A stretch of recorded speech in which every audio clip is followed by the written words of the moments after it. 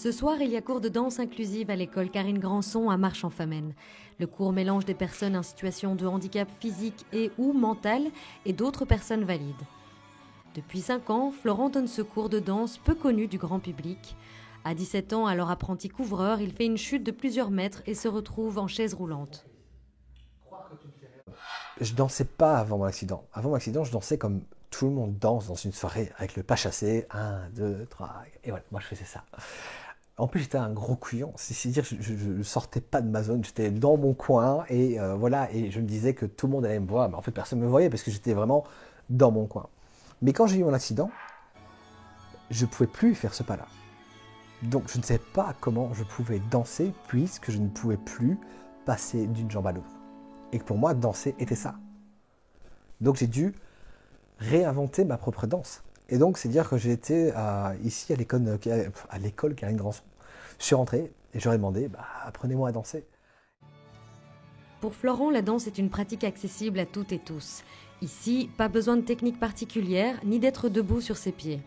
Un seul objectif à atteindre, celui de transmettre ses émotions et d'interagir avec l'autre. Au final, la danse inclusive n'a pas pour but d'avoir un visuel identique, mais de partager ensemble la même idée, un concept, de dire comment est-ce qu'on peut danser ensemble, comment est-ce qu'on peut se nourrir ensemble.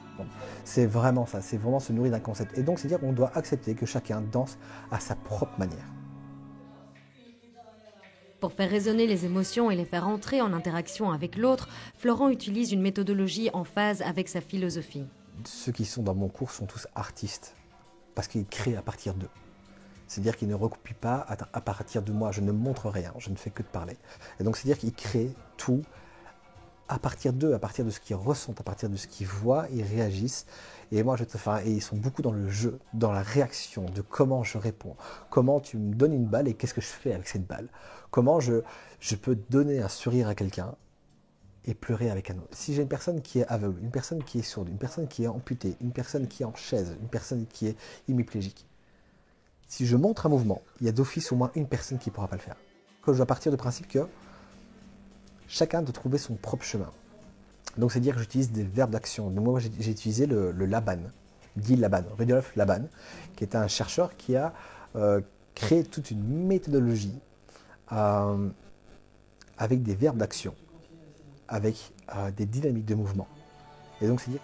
Mais après, c'est vraiment jouer avec le fait de comment on donne quelque chose, comment on prend quelque chose, comment on peut...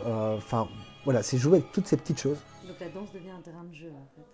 La danse n'est que du jeu. Un jeu où les règles ne sont pas toujours évidentes, d'autant plus dans nos sociétés codées où le regard de l'autre domine l'écoute de soi. Le cours challenge donc les élèves à différents niveaux. Le plus gros défi, c'est... être artiste du début à la fin. Le fait qu'ils créent tout d'eux-mêmes, à un moment, ça nous renvoie à nous-mêmes. Pourquoi on fait ça? Pourquoi on pense à ça? Quelle image on voit? Et donc d'office, on va voir des choses où on va ressentir, on va penser à des choses qui nous touchent, réellement. Et donc c'est pour ça que des fois c'est contraignant, et c'est pour ça que des fois ça fait mal. Parce que des fois on va déterrer des choses qu'il ne fallait pas forcément déterrer là, maintenant, et qu'on fait « Et qu'est-ce que je fais avec ?» Et justement, c'est là que c'est beau. Julie suit depuis 2 ans les cours de danse inclusive. Après le grave accident de son compagnon qui l'a mis en fauteuil roulant, le couple a débuté des cours de cyclodanse. Une danse en duo entre une personne porteuse d'un handicap et une personne valide. Prêts à se marier, ils souhaitaient danser ensemble pour le grand jour, malgré le handicap du jeune homme. Si le compagnon de Julie a abandonné les cours, elle a continué et apprend cet art qui lui sert au quotidien. On laisse libre cours à notre corps tel qu'il est.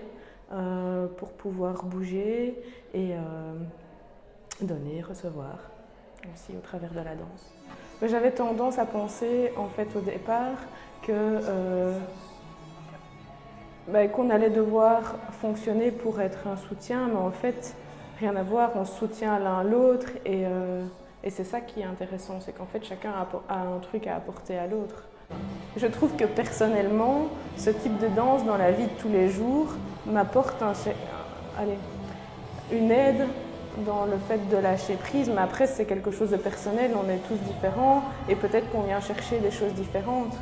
Ici, moi, c'est vrai que je viens chercher un endroit où je viens me détendre, où je viens de partager des choses avec les autres danseurs.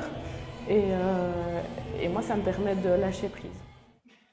Les élèves de Florent présenteront un spectacle les 1er et 2 mai à l'école Karine Granson à Marche-en-Famenne. L'occasion d'apprécier une chorégraphie des sentiments qui fait naître une complicité touchante pour le plaisir de toutes et tous.